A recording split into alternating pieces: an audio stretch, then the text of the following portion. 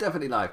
And welcome to the NXT review on WrestlingHeadlines.net/their YouTube channel/the podcast channel.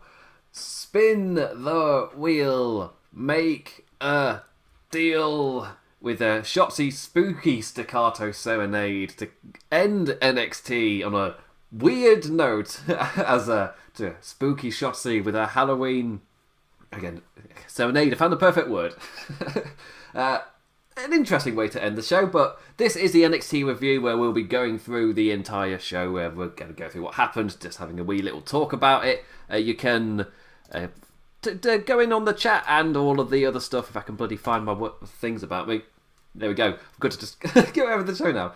So you can go ahead in the chat. So hit me up on Twitter at the Damn Implicat. You can hit me up in the comments on Wrestling Headlines itself. Eventually, one day, I stopped calling it Laws of Pain. And just talk about this episode of NXT, because it's an ending that seemingly got people a little bit talking. But in terms of like the excitement and the what was the energy around the show after it finished, what I would call it is, I guess, people in my world where we're covering it for a site, immediately the first thought is, I've got absolutely no idea what to send to this episode around, because there wasn't really much. I'm not expecting much engagement out of this show. I'm not expecting much, because there wasn't really anything major coming out of it. It was very much a setting up show, building the bricks of the house so the wolf can then come and blow them down later. But obviously, in that meantime, it's pigs building bricks. It's not the most exciting thing in the world. So you don't think about that about the story. Large portions of it are actually quite boring, which I guess is part of it. It's part of the tale that they were thought they were nice. Anyway, that's a tangent to analyse the Three Little Pigs. Point being, it wasn't really much of an NXT to dive into. So I was generally struggling, and I thought, I might as well just talk about the Shotzi ending. Purely because it was a little bit weird, and I guess that's what people on social media were zoning into a little bit. It's a bit of a, was it bad or not? What did you think about it? And me personally, thought it was just a bit odd. I'm all for the wacky in the wrestling. You know anything about me? Toru Yano is one of my favourite New Japan wrestlers. I'm all for the silly. I don't need my wrestling to be silly 24/7. I enjoy the silly antics of Drake Maverick and Killian Dain. Sometimes I think they're not quite placed right in the order of the card. Like, I would never put comedy later into a show, because you're meant to be building anticipation, and comedy is normally taking you out of it. Perfect for earlier stages of the card. But the Shotzi thing was just a bit of a strange note, especially as I felt like the Johnny Gargano attack on Damien Priest was great to end the show, because the main event, what led into it, was Damien Priest versus Dexter Loomis, with Priest defending his North American Championship. And like, in terms of the match itself, like last week when I had James Boyd on of One Nation Radio, I was saying that Dexter Loomis felt like a main roster style character somewhat lost in an NXT world. And with that comes this kind of match. I felt it's one of the better Dexter Loomis matches, but I'm still not a massive fan of the way that his style of match gels into NXT, where it's him taking a lot of offense and sudden snaps into momentum, which might work on the main roster, especially as you get the style of match they put on. It might work relatively well, but in NXT, which is a lot closer to a super indie, it doesn't quite gel as well. Again, he's so strongly feels like a main roster kind of style of character in terms of its presentation, the way his matches are structured. It just doesn't quite feel the way more I was going to say showcasey, but I guess the style of Damien Priest, where he's showing how fantastic a wrestler he is, how incredibly skilled he is, that fits really well in NXT. Should fly really well on the main roster, but you can never know. Whilst Dexter Loomis is very character-centric, more taking lots of offense and then snapping into action, that could do well on the main roster. I'm not sure about NXT. Elias was another example of a style that was never going to fit NXT, but on the main roster, Elias, pardon the pun, sings. It works perfectly to have Elias on there. So Priest vs Loomis had an unsurprisingly slow start, like test of strength, with Priest now and then flying high to impress us all, as I was kind of getting into. The match playing out strongly in the champ's favour, with Loomis now and then snapping into sudden action. And I guess Priest was in the most danger after missing a high spin kick and getting caught in Loomis's clutch. Mr. Longlegs did find it hard to find the ropes though. Then with Dexter Loomis on top when Cameron Grimes struck again for the second week in a row, double stomping the man right down into the mat. But the ref not Punishment Martinez, the ref and Priest were distracted, didn't see it happen. And unawares of what had happened, Priest followed up with the South of Heaven sit-down chokeslam and scored the win. Little note, always like wrestling folk winning with a signature that isn't their finisher. That's more of his setup to then hit the reckoning. I like it when they capitalise and win moves like that. After seeing Grimes chatting crap in the ring, Damien Priest grabbed him and spun him round with the reckoning, so we got to see his finisher. And Priest is doing an awesome little posing thing where he goes up the ramp and he tells the cameraman to follow him up the ramp. And I just love the incredible amount of charisma that he is oozing as champion whilst also staying a babyface. It's one of those things where all of these characteristics you would give a heel, but he's kind of carrying it along as an incredibly confident human man. And he just oozes charisma, and that is his character. He is the life of the party. And him being in the camera and saying, I want you to see this. And he's like, I'm going to do something cool to send the audience home because I am amazing. I am cool. Watch this. And he goes to pull back his bow and arrow, assumably to light the Titantron on fire, when Gargano struck from behind with a steel chair to the back. And he and Candice LeRae are both there posing at the top of the ramp. They've both got matches set for Halloween Havoc, and this is setting up Gargano versus Priest. And that's when Regal walks out. We saw William Regal a little bit this week because this was a very set-up-y show, setting up quite strongly for Halloween Havoc in a couple of weeks' time. And Regal's out to make a surprise announcement. When the Halloween Havoc host is introduced, it's Shotzi Blackheart rising from smoke, slightly weirdly timed, but it was fine enough. She's already rising as they cut to her, but Shotzi is rising, I guess, at the other end of the arena in front of the Titantrons, which did have the fans on it. Now it's her with the smoke all around her, and behind her is the Halloween Havoc logo around fire, and she starts to kind of lift. And in full staccato, she delivers just the message. It's just the delivery of it is always weird. It's like, we need you to sound spooky or do a spooky voice because this is Halloween Havoc. And the way they decided to do that was slight twinge and speak in staccato. I am evil. Ha ha ha. It's quite irritating to listen to. But so they did. So did that intro, and it's just at Halloween Havoc, your matches will be decided by spin the wheel, make a deal. It's just, my delivery isn't far off of what she actually did.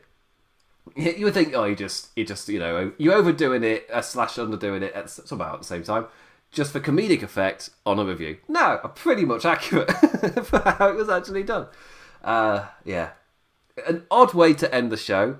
As soon as Halloween Havoc was announced, during TakeOver, there were loads of people saying, you better do spin the wheel, make a deal. It was one of the excited things. Me, as a viewer who didn't start watching fully till 2005, how Halloween Havoc works and all of that means nothing to me.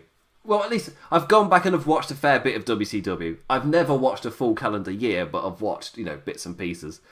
So I must have watched a Halloween Havoc. I must have come across this, but people saying it meant nothing to me. So I must have watched a Halloween Havoc in my life because of the Rey Mysterio match. The Rey Mysterio Eddie Guerrero match. Was it Dean Malenko? God. Proof. But it's not singed into my memory. Proof I've only gone back and watched it semi-aware. But anyway, a really odd delivery, I felt like. Just a odd delivery and odd timing, because we've had a main event match. It felt like we were being sent home. Then the Johnny Gargano attack happens. Really, for me, in terms of the momentum of the show, it ends with the Johnny Gargano attack and Candice LeRae standing at the top of the ring. But they wanted to hype Halloween Havoc and leading in, so you have 1 week knowing you're going to be getting Spin the Wheel, rather than it being announced on the final show. So you get a bit of build to it, like what's on... Next week you can go, what's on the wheel? What quirky stuff is that? What the hell is TLS? It's just... somebody paused it and they're just looking through, and immediately, I saw on my Twitter just all in one at once, or seemingly just saying, but what's that? What does the S stand for? Immediately a wrestling fan jumps to tables, ladders, and the top two I've seen a lot were stairs or Shotzi. Comedically, I like the Shotzi idea. Tables, ladders. No, it's tables, ladders, and Shotzi. Yeah, but tables, ladders, and stairs is... fuck. It's a very WWE thing to do. So I'd go with that one. Either way, it's a very weird way to end the show. And to cut to that after you've had your main event, after you've had your post-attack angle, then William Regal just comes out and then introduces it, and then she's there. Because that means you were planning that announcement anyway, because you had the whole setup. Yeah, that's not an off-the-cuff thing. That's the wrestling thing for me. It's just a wrestling trope, which kind of arrived there, where we've got this surprise attack by Johnny Gargano. Remember, the attack is meant to be a surprise to Damien Priest, the North American champion, but then William Regal comes out with this whole planned, orchestrated thing. Well, obviously, Shotzi is set to arise on... So he needs to coordinate this with Shotzi, with the smoke machine people, with the Titantron people, with the truck in the back, in Gorilla, or whatever it is. And... it's all of that is such an organised delivery and presentation. That wasn't off the cuff. So either William Regal is a foresight genius and knew that Johnny Gargano was going to attack, so had this all planned, 100% he's attacking, let's do this whole thing. Or it was it was always planned for after the match, which wouldn't have fit at all if the Garganos didn't come out. It's just a random thing. Oh, by the way, this segment which the Garganos weren't in, now we're going to announce that their matches will be decided by this. So it would stand out a little bit. Yeah. It's one of those things where this segment was started by an off-the-cuff thing, but then this whole planned and orchestrated thing played out. So yeah. They get some chuckle out of me. But it was weird. I guess. Most people seemingly are excited for the spin the wheel idea. They're just not... they weren't particularly enthralled by the delivery. For me, I don't mind hokiness in my wrestling. That's not a thing for me. It's just, for me, it's just a little bit off, a little bit weird, and I don't blame Shotzi. It was seeming that was the direction she was given. I don't why blame the actor when the directors told them to do. They're just doing the job. They're being told what to do. They're doing what they're being told to do. But yeah, it was just that sudden logic hole of wait. This whole segment started with a off-the-cuff attack by Gargano, a surprise attack. Then you enter this whole organised thing. It's like, yeah. Anyway, I'm now going to go through the card in order after taking a drink out of my Game of Thrones mug. Is that still a thing? That is still a thing. Also, last time I checked, I don't know what it's like now, but I was trying to tweet at midnight before I went live that I was live with this show. Twitter's down, so that's great. No publicising for Imp. Hopefully this has been able to get out on Facebook, because there's normally a link put there as well to link back to the site. So hopefully some people have been able to get to it, but no Twitter, so none of my followers will have any idea that this is live. Most people will listen to it in post anyway, so I'm lucky in that way that the Laws of Pain audience has pretty much stayed in that kind of camp. So the live thing, and not being able to publicise that I'm live, doesn't kill. It doesn't kill all this. That's the podcast version. Anyway, that's a tangent. Let's get through the entire show. Starting with the Undisputed Era versus Birch and Lorcan. No Adam Cole with the boys. Kyle O'Reilly gets some promo time and says whoever was behind the attack on Cole, they will find them and they will hurt them. Just taking the focus off of Ridge Holland and his injury. Sorry, Ridge Holland and his injury. And it's a nice little thing. And it also confirms that somebody did hire Ridge Holland. Immediate thought, Pat McAfee. Because he's the one with the feud with Adam Cole. Otherwise, he's setting up a new angle. So in terms of looking into what's happened recently, who could it be? Well, if it's someone recent, it's likely to be Pat McAfee. And it's the type of thing he would do. But if it's someone new, is it even a member of Undisputed Era? With their sudden moves, and this is your big twist angle. Or somebody new entirely that I'm not even thinking of. Or someone from further back in Adam Cole's past. Could be any of them. But at least at this point, they are confirming that Ridge Holland was hired by somebody, and Undisputed Era are going to be going after them. Essentially just skipping a beat. Yes, the injury to Ridge Holland was kind of horrible and unfortunate. Speedy recovery. But they've adjusted well. They just skip the beat, don't try to come up with a new buffer, which wouldn't have fit as well. Just jump to the next beat. I think it's quite logical. They've been so unfortunate with injuries. And also as well, Finn Balor's had 2 surgeries on his jaw. So they've got this huge I guess more focus put on Johnny Gargano because of that, because he won't be defending at Halloween Havoc. But if he's out for much longer, what will they do? Seem to be playing it on how long his recovery will work, and they seem to be quite transparent with that on the show. So a nice little thing there, just like, this is an injury, this is the state of things. We'll be looking at what's going to happen. Can he defend his title? But for now, we'll see how he heals. I like that being presented on the show.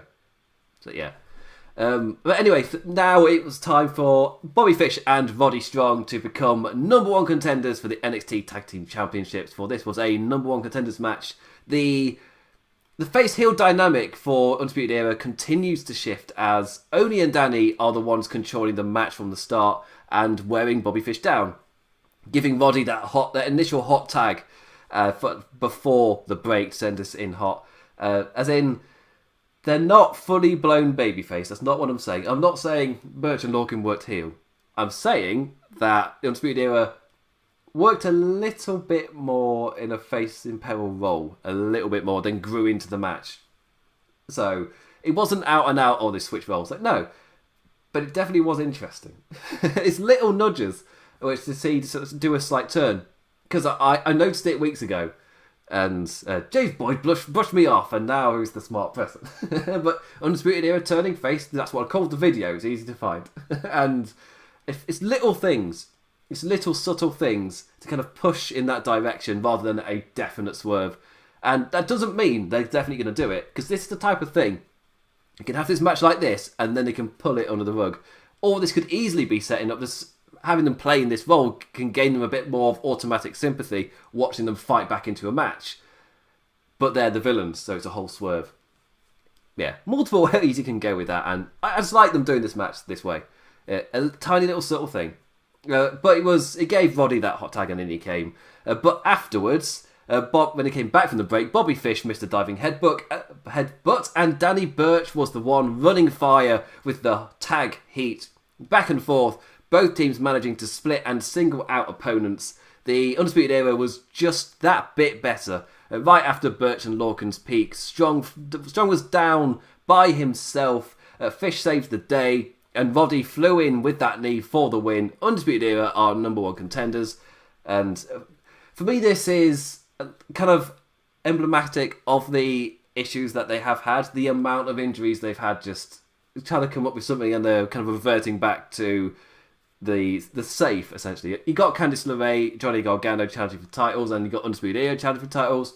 Yeah, again, it is the safe, tested guys of this era, which is kind of moving on with the next one building up. It's the safe and trusted era getting title shots, and I'm not going to go, oh my god, well, they're not progressing anyone. Have you seen the amount of injuries? Like, I am fine with that for now. Don't need to rush anything forward, continue the gradual build. Halloween Havoc, is it 2 weeks? I think it's just the one this time. So yeah, and the building guys up. This was a building block kind of show. Halloween Havoc, I don't know what the whole card will be like, but it feels a bit lighter at the moment. And the tag match is not at Halloween Havoc as well. The tag match is next week on NXT. So it gives that show a big thing to happen, maybe. I don't know. Finn Balor got his surgery VTR next. I've just talked about that, essentially. Ember Moon is back, a video package as well. She says that when the doctor told her, "You are clear," all she heard was, "You are NXT." And she's like, it was just like, on my first night back, you're damn right I stared down at you. And she really put over the whole division as well. I really like that. But like, she was pretty much just saying, this is a stacked division with some amazing talents. Look at the names coming back. Look at the established names already here. I really enjoyed that. Just the way that they put over the entire division. Because we're going in like, yeah, this is one stacked roster. But then on the show for them to go, this is a stacked roster. You're like, yeah, it is. It just reinforces it. Yeah. Loved everything about this promo. Got Ember over, got her intentions over, and put the division over as well. So, thumbs up all round. After that, Ashanti, the Adonis versus Jake Atlas. A proper NXT match, this. Called it building blocks, but two lads, well and truly in developmental, like gaining that XP to level up. It was a fast-paced and full of charisma affair from Adonis. That man showing how high he can fly before he was like chatting smack.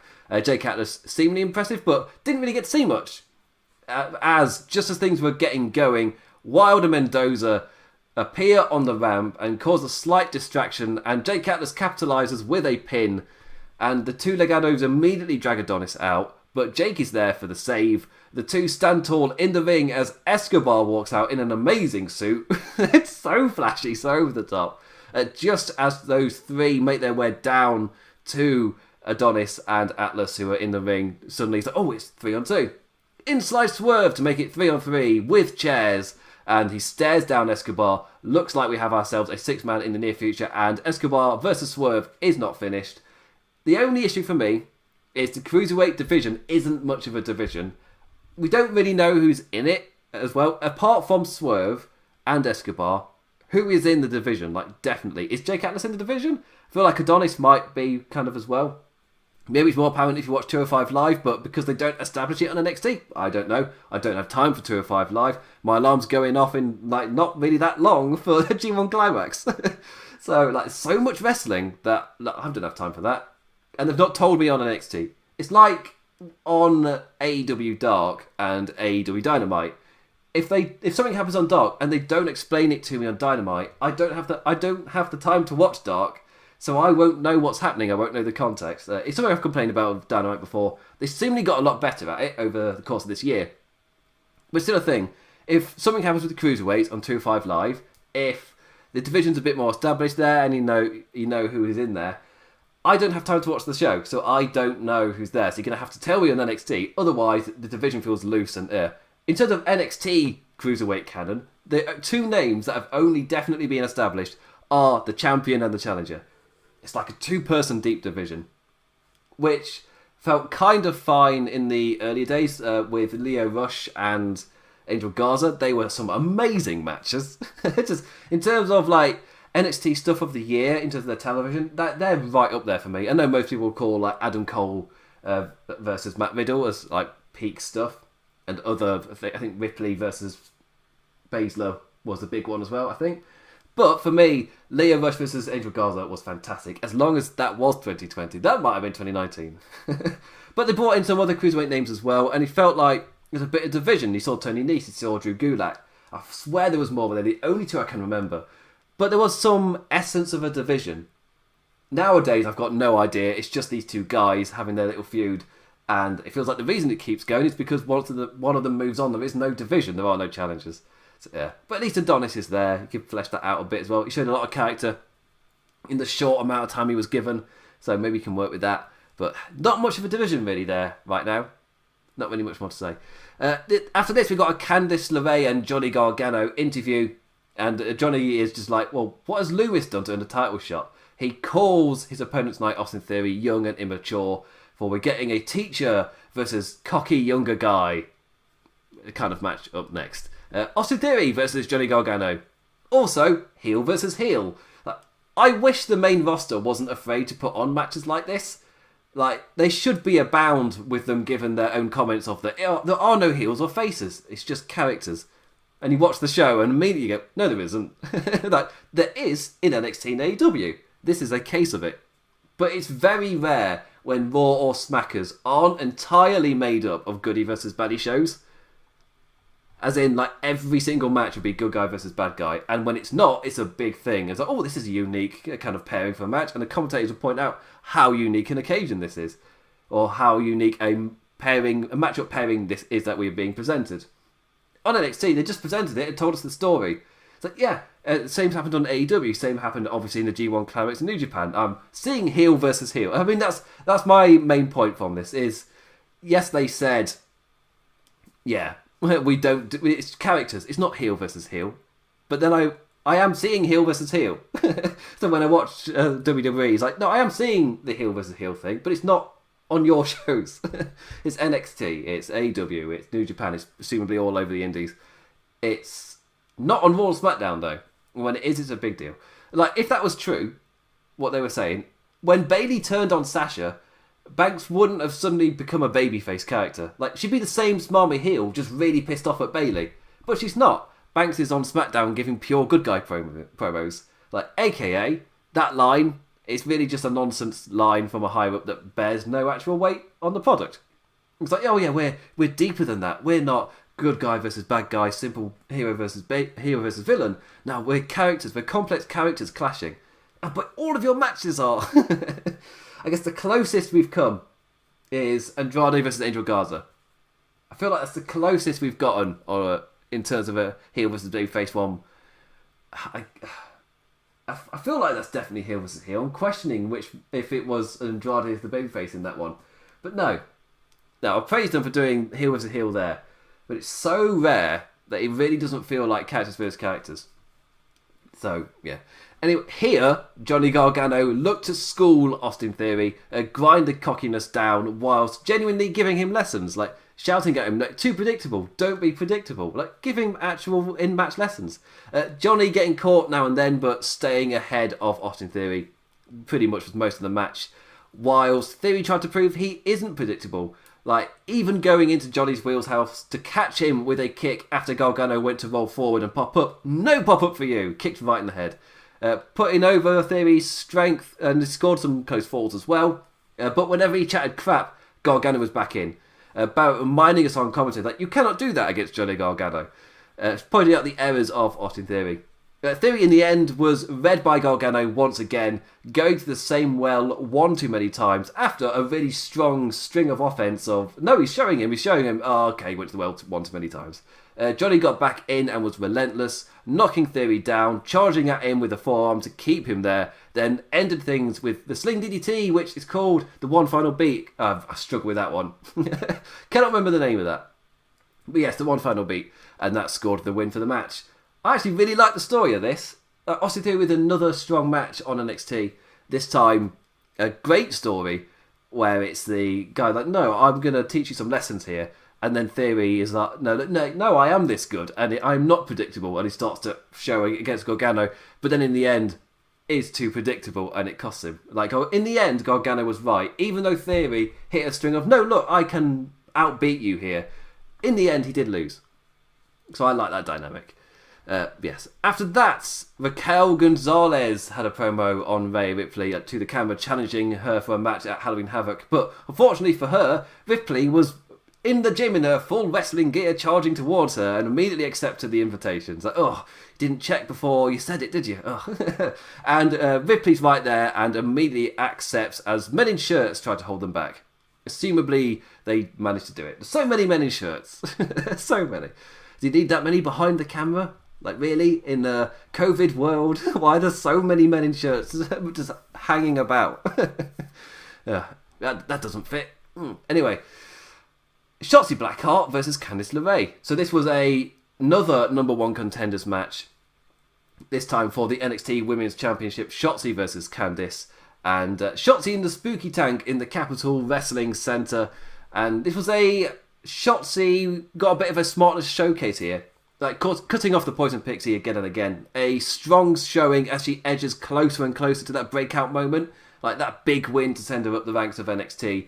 But not obviously getting big ringer matches, just not getting that breakout moment because she's not quite there yet. NXT got a few names like that.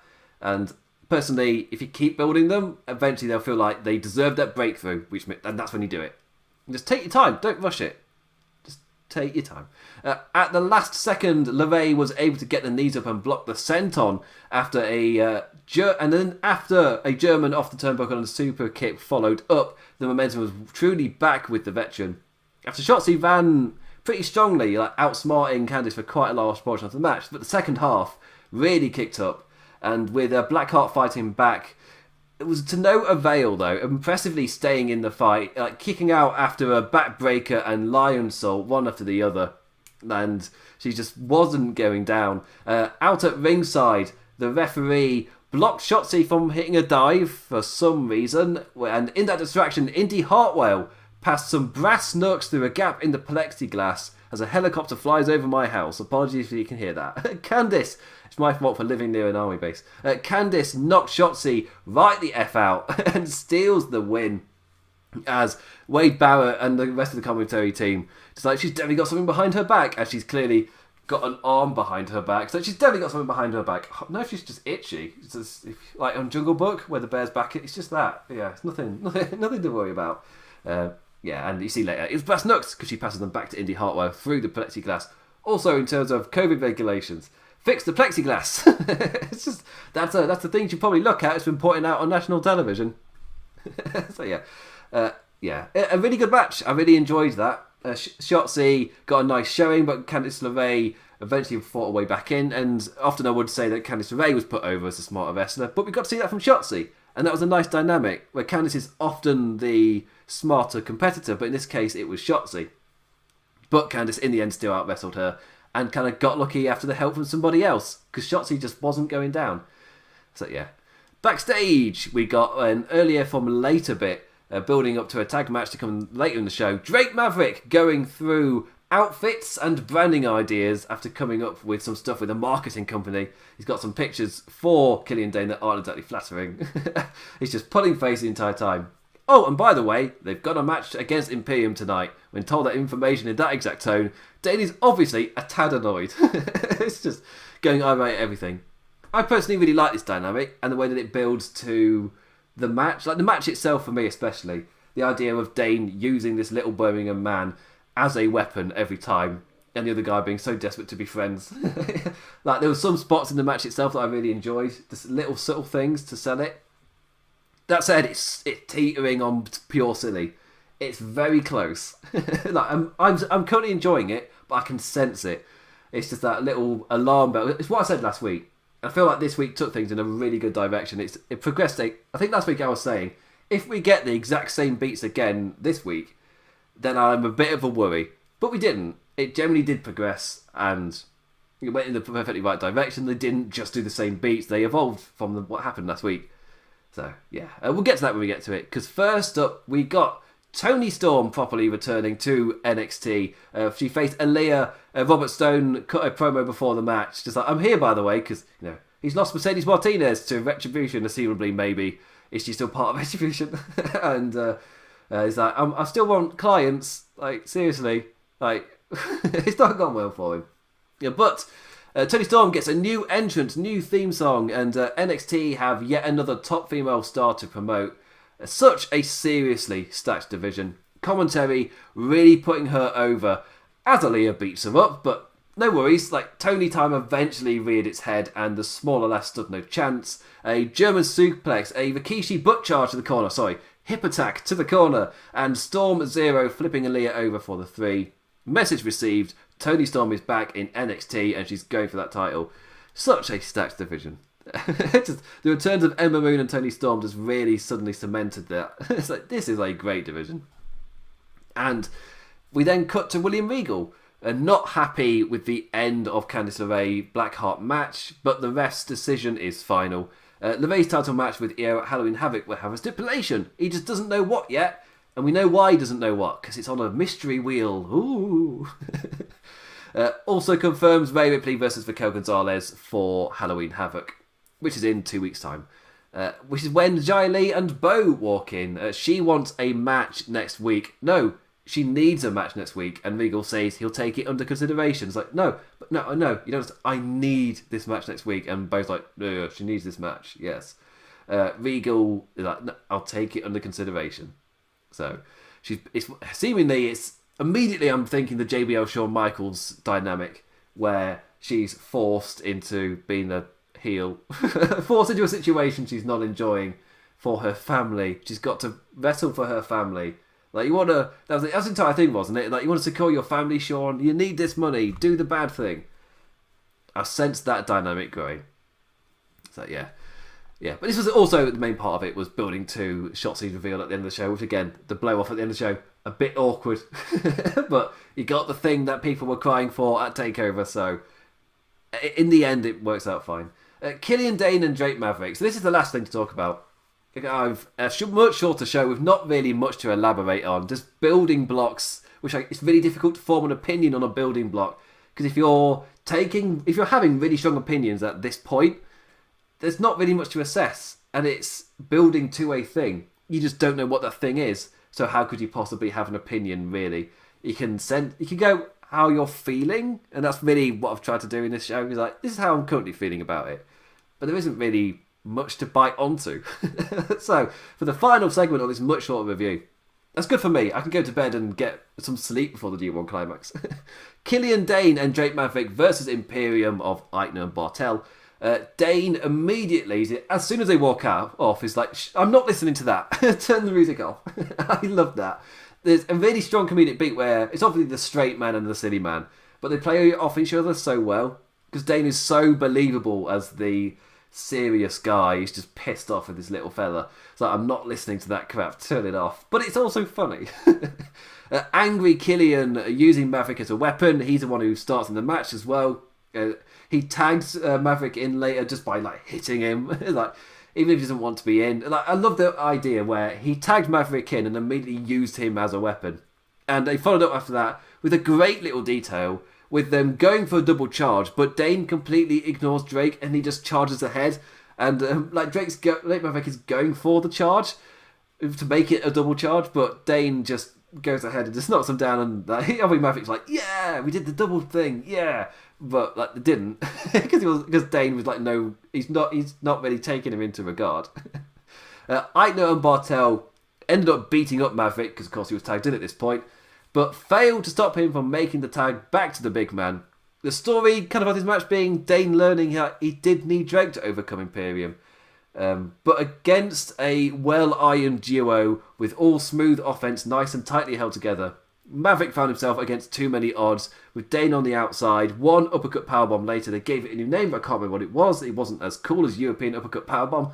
And that's all she wrote. Imperium win. And Dain's on the outside like, he'll blame Maverick, but he was really a bit more at fault, possibly.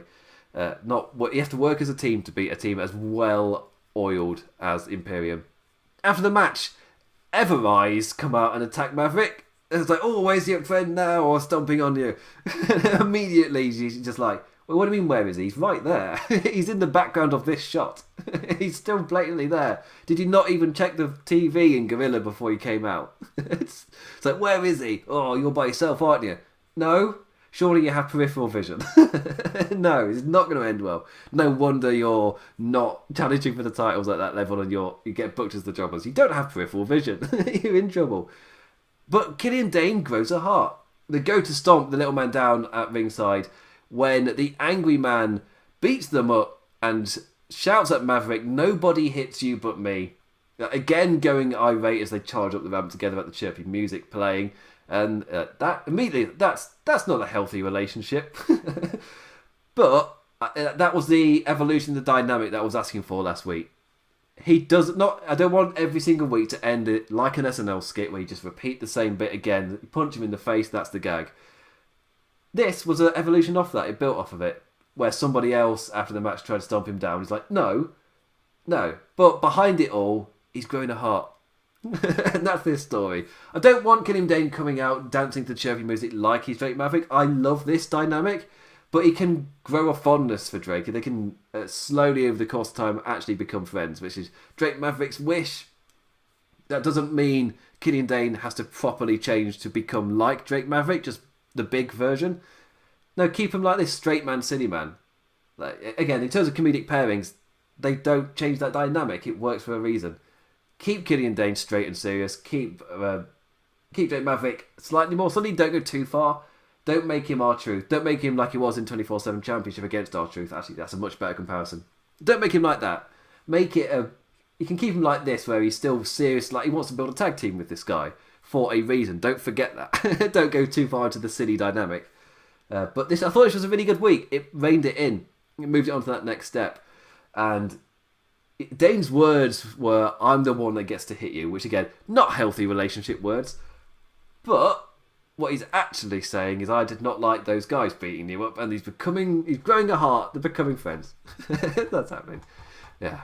But as you can tell, not much to talk about on that show. There was some good wrestling, there were some entertaining matches, but there isn't really much to elaborate on because a lot of it was building blocks for things we don't know where they're going, or little character bits, or establishing stuff. Really, for me, the biggest takeaway was the spin the wheel, make a deal. Just because it got people talking, because it was delivered so strangely. Just in staccato, because that's creepy. It's not creepy. Anyway, thank you for listening to this review. Thank you for watching on the YouTube channel. If you're in audio form, those 5-star ratings or whatever really do help us out. Tell your friends about Lords of Pain or Wrestling Headlines. Bloody hell, one day I'll remember about that. I will be live on Tuesday. I get a gap. Yes. I get a gap of not being up late. I'll be back on this YouTube channel on Tuesday for the Monday Night Raw review.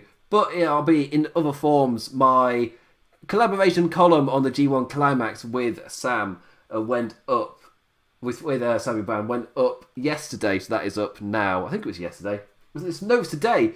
God, days are long. That went up today, my column on the G1 Climax. So if you want to go and read that, it's for the week that's just happened, with the last shows from last night.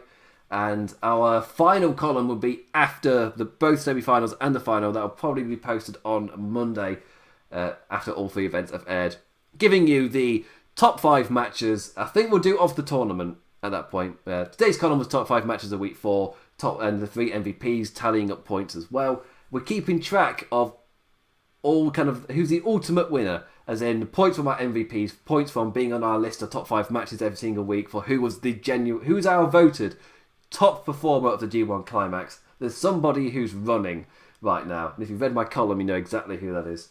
I read the column, and I'm really happy on my write-up for Jeff Cobb versus Tomohiro Ishii. Yes, big boy slapping that meat. Just really, yeah. I generally enjoyed the writing that one. It just flows with not covering the match, we're just talking about big ladding each other. I really enjoyed that. Anyway, and also earlier today, I was live on Wrestling Shorts Twitch channel, joining him to play some Fall Guys. So if you want to watch me in a more casual setting, I was on his Twitch stream earlier today. So you can go and watch that video if you really want to. I think that's everything plugged. I'm pretty certain. Listen to all the other shows here on the Lords of Pain Radio and here on the Wrestling Headlines channel. All the awesome columnists coming out as well. Wrestling Headlines for all your latest wrestling news and whatnot. Follow me on Twitter at the Damn Implicat. And with that, I bid you adieu. Adios.